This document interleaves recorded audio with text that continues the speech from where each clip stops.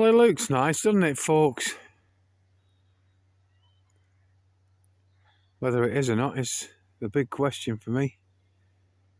But we've had some plane activity today, as I have documented and catalogued and time capsuled as usual, folks, but I've not lingered on it today. I've spent a bit of time with Debbie, and tomorrow again we're off back up to Manchester again.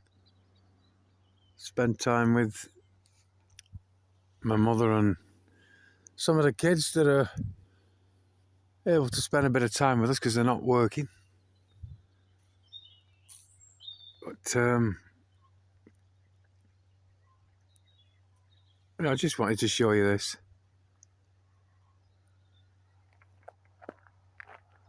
It's important to me. The sights and the sounds are mega important to me. These LED lights are a pain in the arse,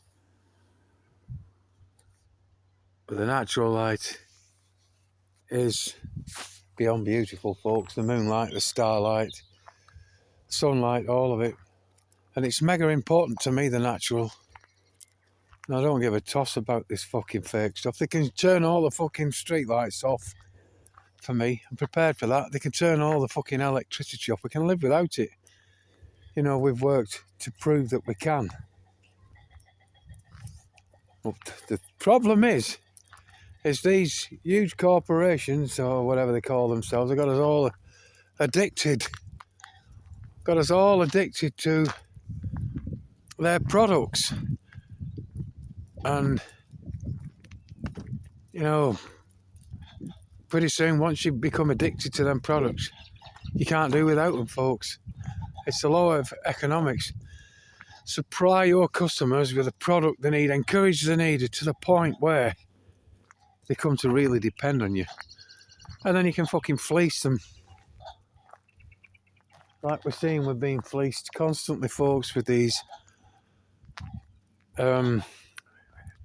fuel prices and these fake fuel shortages, etc. I can hear a plane above me there. But, you know, it's a beautiful, beautiful world. And the beautiful sound of the birds, the beauty of the trees, dying or not, even in death. A lot of things are beautiful even in death, folks. Yeah. An old Chinese proverb. Many are the people who come to visit the cherry tree in blossom, but few visit in the fall. Yeah. And I can apply that little philosophy to lots and lots of situations in life, folks. I'd love to be able to say that that is glorious and stunning and natural, folks, but it's tainted. Like everything else, the food's tainted, the water's tainted, the fucking air we breathe is tainted, the medication's beyond fucking tainted. And agendas and this transgendering, transhuman tainting.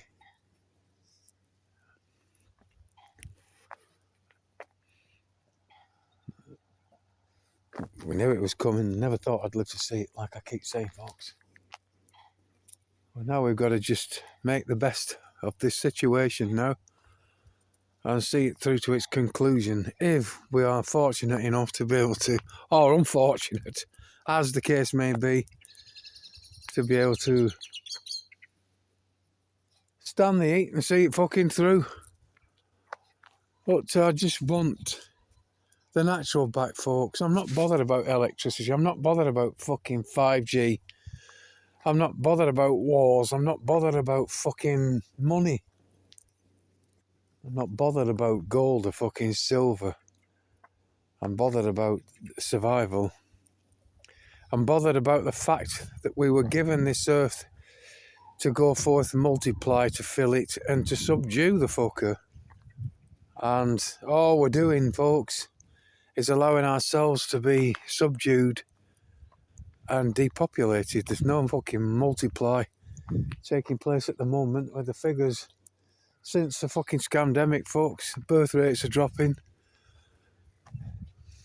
30% of women, I think it's 30% or half it might be now, of women of childbearing age are not bearing, basically, when you look at the fucking figures.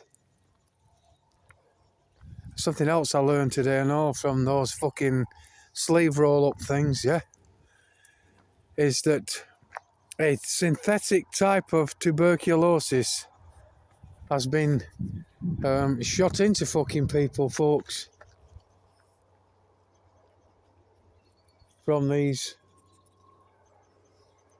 sleeve roller upper things. You couldn't make that up, folks. And that's on the National Institute for Health's website. I go on there all the time, folks, and I find out some fucking terrible things that these things have caused in people, folks.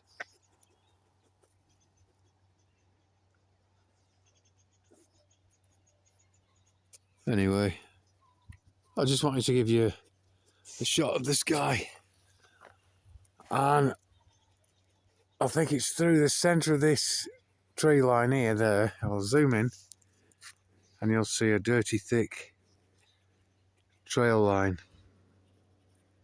being dispersed as we speak, folks. So nothing's as it seems. I've got a tractor in the distance here, which is spraying the slurry. They tend to do that at least at night here. But you can still smell it when you wake up in the middle of the night because it's just over the fence and it stinks. We've got these pheasants at the tree line here. Well, that's it. I better shut up and get walking back down. Excuse me. And I'm in a farming community, folks. I talk to the farmers. I'm friendly with the farmers. And the perimeter of this area here, you know, for miles around, up to 16 mile away we can travel, and we see these signs from the farmers in their fields saying no farmers, no food. They're everywhere. And I can't sympathise with it, folks, because of the way that farmers have been bought and the way that they have behaved towards us as regards the injections into these farm animals that then go into the food chain, folks, and the chickens and all that nonsense. You know, they get chickens, pullets they call them. They get up to 50, 60,000 at a go. And for 16 weeks they get so many injections. And then because of the injections, they're not allowed to be sold into the food chain. And a large percentage of these birds don't survive this process of injections, folks. But the ones that do then are not allowed to be sold into the food chain in this country here. So they're taken abroad to places like France, and they are sold as layers, egg layers, yeah? Have a think about that. But then the eggs from these chicks that couldn't go into the food chain are then brought back to the UK and sold to us as part of the food chain. It's crazy, really. And the economics of that are unreal to me. Because we have these sometimes two coaches turn up, right, and they're full of Polish people that come to carry out these procedures to inject these chickens, yeah?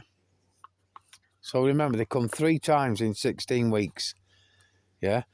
That's 2 coach loads. That's, say, 31, 32 people a coach, plus the driver, plus the coach hire, plus the coach fuel, plus the wages for these 60 fucking people to inject these birds, yeah? And that must be astronomical. And then they move from farm to farm doing this. Yeah, and then the chickens are sold across Europe as egg layers. And you're not telling me that they all don't get in the food chain. I'm not having it. But anyway, they're sold as egg layers only, but then them eggs are allowed to come back here. So then you've got the cost of shipping these chickens over to Europe, as well as shipping the eggs back, yeah, and sold to us cheaper than we could fucking buy them if they were produced here in this village. Think about that, folks. Think about the economics. Think about the stupidity of it. Think about the con, because I do. How the fuck can I buy eggs from Europe from chickens that were bred over here and sent over there? And yet I can buy the eggs from them chickens cheaper over here once they've been sent over there and brought back. My goodness gracious fucking me. Surely it must be cheaper to just lay the eggs here and fucking sell them us and cut out all the crap. But all these birds are getting injected with fuck knows what. And then we're being told that there's all these fucking diseases coming.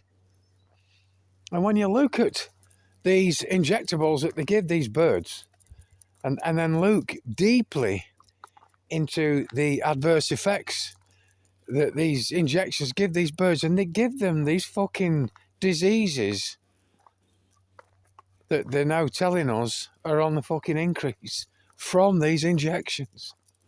You couldn't make it up anyway. That's my little rant for the evening. You make of that what you will. I'm not convinced it's beautiful. It looks nice. But I know what I know, folks. And I reserve the right to call it shite. Kid you not. Right, you two, I don't know if you can see the dogs. They are here. See if I can get a torch out of my pocket, and then we'll say goodnight from these two, won't we? So there's one. And there's the other one. Are we going home? I can hear these pheasants in the background.